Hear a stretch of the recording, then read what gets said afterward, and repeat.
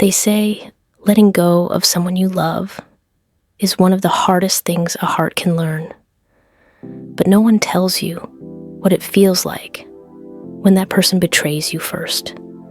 No one tells you how the silence of an empty room can feel louder than 1,000 screaming voices. My name is Elena Carter, and this is the story of how I loved a man who slowly became the storm that destroyed everything I once believed in, and how I found the strength to walk away before I lost myself completely. It all started on a quiet autumn afternoon. The kind of afternoon where the air felt soft and the world moved just a little slower, as if it too needed a moment to breathe. Leaves drifted across the sidewalks in shades of gold and amber, and the sky carried that pale, sleepy blue that only appears in late October. I remember because I had just been laid off from my job that morning. The email had been short, cold, professional, final, due to restructuring, position no longer available. Thank you for your service. Words that meant nothing to them, but everything to me. I walked out of the building with my box of belongings, trying to keep my face calm, trying not to cry in front of people who barely knew my name. But by the time I reached the corner cafe, my hands were trembling. That was where I met him. He was standing in line ahead of me, arguing gently with the barista about almond milk. Not angrily, not rudely, just passionately, like someone who cared about small details, because life had taught him how important they were. When he turned around, our eyes met for just a second, and he smiled. Not the kind of smile people give out of habit, but the kind that reaches the eyes, warm, unforced, honest. Long day? He asked. I didn't even realize my face had betrayed me. Something like that, I replied. He nodded slowly, as if he understood more than I had said. Then your coffee should be on me, he said. No one deserves bad news and a full-priced latte in the same hour. I should have refused. I should have smiled politely, said thank you, and kept my distance. But something about his voice, soft and steady, made the weight on my chest feel just a little lighter. So I said yes. His name was Daniel Reed. He worked in architecture, lived in a small apartment downtown, and had a habit of speaking as if every word mattered. We sat by the window, watching the leaves tumble across the street. And for the first time that day, I forgot about the email. He listened more than he spoke. And when he did speak, he didn't interrupt, didn't rush, didn't try to fix my problems. He just understood. There's something dangerous about people who make you feel safe, especially when your world has just fallen apart. Because in those moments, your heart is soft, open, unguarded. And sometimes, that's when love slips in, without asking permission. We met again 2 days later, then again the week after that. Soon, the meeting stopped feeling like a coincidence and started feeling like something more intentional. Daniel had a quiet charm. He wasn't loud or flashy or overly confident. But when he spoke, you listened. And when he looked at you, you felt seen. He remembered small things.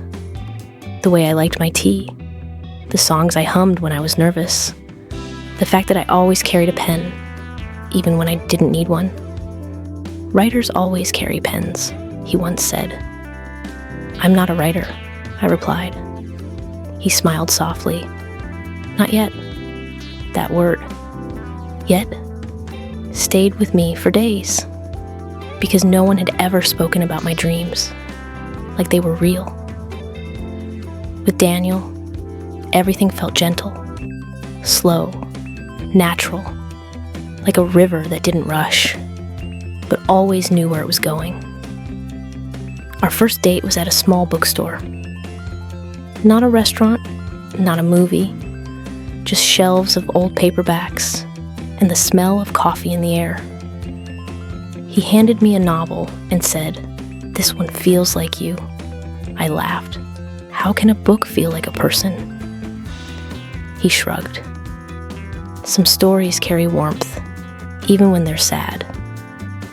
That night, we walked under streetlights that flickered softly in the cold air. And when he took my hand, it didn't feel sudden or forced. It felt right. Weeks turned into months. Winter crept in quietly, dusting the city with snow. And somewhere between hot chocolate, late-night phone calls, and sleepy Sunday mornings, Daniel became part of my life. He would cook for me sometimes, simple meals, nothing fancy.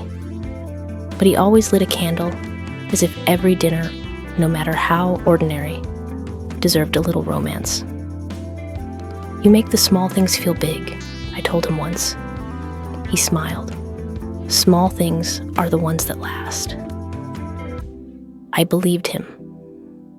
I believed everything he said.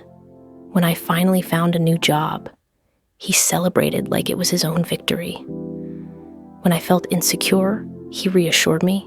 When I doubted myself, he reminded me of my strength. It felt like love. Real love. The kind you read about, but rarely experience. And that's the cruelest part of betrayal. It never starts with pain. It starts with comfort, with laughter, with warmth, with promises whispered in the dark. If heartbreak walked up to you on the first day, no one would ever fall in love. But it doesn't. It waits. It smiles. It pretends to be home. The first sign came on a rainy evening. Daniel was in the kitchen, his phone buzzing softly on the counter. Once, twice, 3 times. He ignored it, but I noticed the name on the screen. Lila. I didn't ask. Not then. Because trust is built on silence as much as it is built on words. But something inside me shifted, just slightly, like a door that wasn't fully closed anymore. And deep down, a quiet voice whispered, "Be careful, Elena. Not every smile means safety." That night, as the rain tapped gently against the windows, Daniel held me close and promised, "I'll never hurt you." I rested my head on his chest, listening to the steady rhythm of his heartbeat. And for a moment, I believed him. But hearts can lie. And sometimes, the ones that feel the safest are the ones that break you the hardest. The rain that night didn't stop.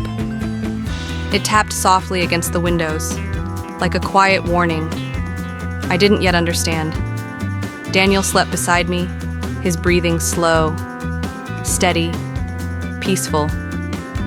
But my eyes stayed open, fixed on the ceiling, while one small thought kept circling my mind. Lila. The name lingered, like a shadow that refused to fade. I told myself not to overthink. People had friends, colleagues, old classmates. There were 1,000 innocent explanations. But intuition has a strange way of whispering before the truth arrives. And that whisper would not let me sleep. The next morning, Daniel was already in the kitchen, making coffee. The scent filled the apartment, warm, familiar, comforting. He smiled when he saw me. Morning, sleepyhead. I forced a small smile back. Morning, everything looked normal. Too normal. The phone sat on the counter again, silent, face down. Something about that bothered me. Daniel had never hidden his phone before. He used to leave it anywhere, without a second thought. But now, it felt like a secret object. "Who's Lila?" I asked quietly. The question slipped out, before I could stop it. Daniel's hand paused midair. Just for a second, but I saw it. He recovered quickly. "Oh, just someone from work." His voice was calm, too calm. "What kind of someone?" He gave a soft chuckle. "Elena, you're not interrogating me, are you?" I shook my head. "No, just curious." He kissed my forehead. "Nothing to worry about." Those words should have comforted me, but they didn't. Because sometimes the phrase "nothing to worry about" is exactly what you should worry about. Days passed, then weeks, and slowly, small changes began to appear. Daniel started coming home later, not dramatically late, just enough to feel different.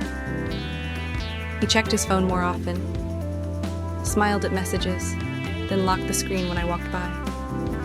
At night, he sometimes turned away from me, pretending to sleep. The warmth between us began to cool, like a fireplace where the flames still flickered, but the heat was fading. One evening, I stayed late at work. The office was quiet, most people already gone. As I packed my bag, I realized I had left my charger at Daniel's apartment. I decided to stop by, just for a minute. I didn't call ahead. I wanted to surprise him. The hallway outside his apartment was silent. The soft hum of fluorescent lights filled the air. I reached for the door and noticed it was slightly open. My heart skipped. "Daniel?" I called softly. No answer. I pushed the door open, just a little more, and then I heard it. A laugh. Soft, feminine, unfamiliar. My chest tightened. The sound came from the living room. I stepped forward, slowly, carefully, as if the floor might crack beneath me. And then I saw them. Daniel, standing close to a woman, his hand resting gently on her waist. Her hair was dark, her smile easy, her eyes fixed on him, like she belonged there, like she always had. The room felt suddenly smaller, the air heavier. My throat tightened, but no words came out. Daniel turned, and when he saw me, his face drained of color. "Elena." The woman stepped back quickly, confused. Silence filled the room, thick, uncomfortable, unavoidable. "Who is she?" I asked. My voice sounded strange, like it belonged to someone else. Daniel swallowed. "This is Lila." The name echoed in my chest. Heavy, final. Lila looked between us, her expression slowly changing as realization settled in. "You didn't tell her?" she whispered. "Tell me what?" My heart began to pound, hard, fast, relentless. Daniel rubbed his temples. "Elena, I was going to explain." "When?" I asked softly. "After the wedding?" The words slipped out, without thought, without logic, just instinct. Because something in Lila's face, something in her posture, told me the truth, before Daniel could speak it. Lila's eyes widened. "You didn't tell her?" she repeated. "Daniel, we've been engaged for 6 months." The world stopped, not in a dramatic way, not with loud music or falling objects, just silence, deep, empty silence. My hands felt cold, my chest felt hollow. "Engaged?" I whispered. Daniel Daniel stepped toward me. Elena, please, let me explain. But I couldn't hear him anymore. The words blurred. The room spun slowly, like a carousel moving too fast. All I could see was the man I loved, standing next to a woman who thought she was going to marry him. And suddenly, every late night, every hidden message, every small change made sense. The truth had been growing quietly while I was busy loving him. I didn't mean for this to happen, Daniel said. His voice sounded distant, like it was coming from another room. I care about you both, he continued. Both. That word cut deeper than anything else. Because love was never meant to be divided like that. Lila stared at him in disbelief. Both? She repeated. Daniel, what are you saying? But I didn't stay to hear the rest. I turned, walked toward the door. Each step felt heavy, like I was dragging my heart behind me. Elena, wait, Daniel called. But I didn't, because sometimes the only dignity you have left is the strength to walk away before you collapse. Outside, the rain was still falling, cold, relentless, unforgiving. It soaked my hair, my clothes, my skin, but I didn't care, because nothing felt colder than what was happening inside my chest. That night, I didn't cry. Not yet. Some pain. It's too deep for tears. It just sits there, quietly, breaking you from the inside. And as I lay in my empty apartment, staring at the ceiling, one thought kept echoing, over and over. How do you let go of someone who still lives inside your heart? The days after the truth felt unreal, like I was walking through a dream that I couldn't wake up from. Everything around me looked the same streets, the same coffee shop, the same office desk. But inside, nothing felt familiar anymore. My heart had become a quiet, empty room. Daniel called, again and again and again. His name lit up my phone screen, like a ghost that refused to leave. At first, I stared at it, my fingers hovering above the screen.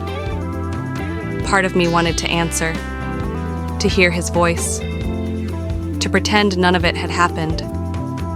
But another part of me, the part that had finally opened its eyes, kept my hand still. So I let the phone ring, until the screen went dark, and with it, another piece of the life I once believed in. That night, I finally cried. Not the loud, dramatic kind of crying. No, just quiet tears, slow, steady, falling onto my pillow, like rain on a silent roof. Because the truth was simple. He hadn't just betrayed me. He had made me question everything. My worth, my judgment, my ability to love. And that kind of damage doesn't disappear overnight. A week later, I returned to work. The office felt colder than usual. Or maybe I was the one who had changed. My coworker Maya approached my desk. "You look tired," she said gently. "I feel tired," I replied. She studied my face. "You want to talk about it?" For a moment, I almost said no. But the weight inside my chest needed somewhere to go. So I told her everything. When I finished, she just shook her head slowly. "Men like that," she said softly, "don't deserve the kind of love you gave him." Her words settled into my heart like a small, warm light. For the first time in days, I didn't feel completely alone. That evening, instead of going straight home, I walked into a small bookstore near the subway. The smell of old paper wrapped around me like comfort. I wandered through the aisles until a title caught my eye. Rebuilding After Heartbreak. I almost laughed. It felt too direct, too obvious. But I picked it up anyway. Because maybe, just maybe, I needed to learn how to start over. Days turned into weeks. And slowly, very slowly, I began to change. I started waking up earlier, going for walks before work, listening to soft music instead of sad songs. I signed up for an evening course in graphic design, something I had always wanted to try. At first, it felt strange, like I was pretending to be someone new. But with each passing day, the pain softened, just a little. Not gone, but quieter. One afternoon, as I sat in the design studio, working on a simple logo, my instructor stopped by my desk. "This is good," he said. "You have a natural eye for balance." The compliment surprised me. I hadn't heard anything positive about myself in a long time. And in that moment, something inside me shifted. Maybe I wasn't just someone who had been betrayed. Maybe I was someone with a future. A few days later, Daniel showed up at my office. I saw him through the glass doors, standing near the reception desk. My heart skipped. Old habits die hard. For a second, I felt the urge to run to him. But then, I remembered Lila's words. We've been engaged for 6 months, and the warmth in my chest turned into something colder, stronger. I walked toward him slowly. "Elena," he said, relief flooding his voice. "I've been trying to reach you. I know." "I miss you," he said. "I made a mistake, a terrible mistake."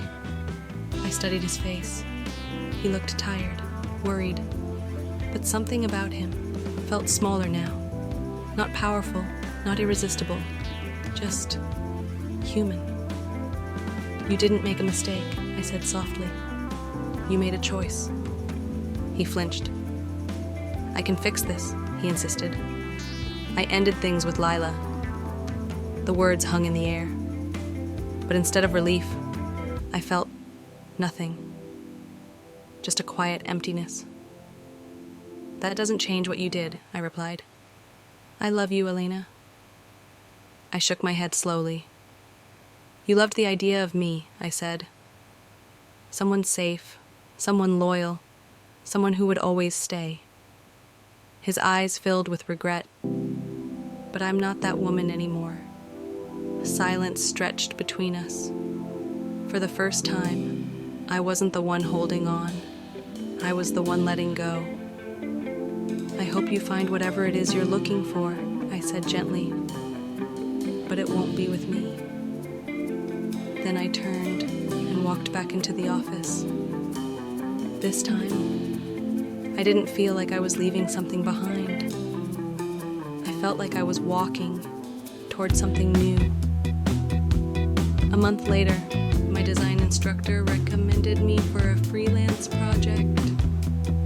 It wasn't huge, just a small branding job for a local cafe. But when they paid me for my work, something inside me lit up. It wasn't just money, it was proof that I could build something on my own, without Daniel, without anyone. And for the first time since the betrayal, I smiled without forcing it. Because sometimes, revenge isn't about hurting the person who hurt you. Sometimes, the greatest revenge is becoming someone they no longer recognize. Someone stronger, someone wiser, someone who no longer needs them. And as I walked home that evening, with the cool air brushing against my face, I realized something quietly. clearly. I wasn't just surviving anymore. I was healing. The city looked different. On the morning I realized I wasn't waiting for him anymore. Nothing around me had changed. The same streets, the same noise, the same endless rhythm of traffic and footsteps.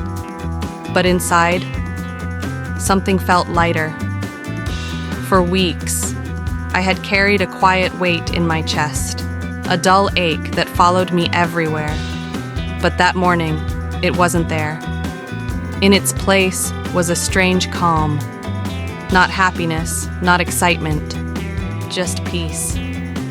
The kind of peace that comes after you stop fighting a battle you were never meant to win. I made coffee, stood by the window, and watched the sunlight stretch across the buildings. For the first time in months, my thoughts weren't filled with Daniel. I wasn't wondering where he was, or who he was with, or whether he regretted everything. Those questions had quietly disappeared, like fog lifting from the morning air.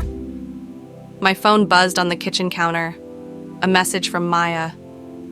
Big news. That bookstore owner loved your designs. He wants to hire you for a long-term project.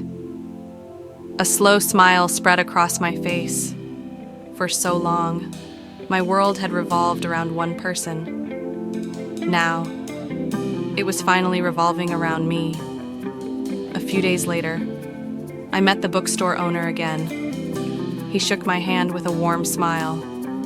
"You've got real talent," he said. "I'd like you to lead all our design work moving forward." His words filled the space between us, like soft music. Not because of the job, but because, for the first time, I felt chosen for something that had nothing to do with love. That evening, I walked through the park near my apartment. The sky was painted in soft shades of orange and gold. Children laughed in the distance.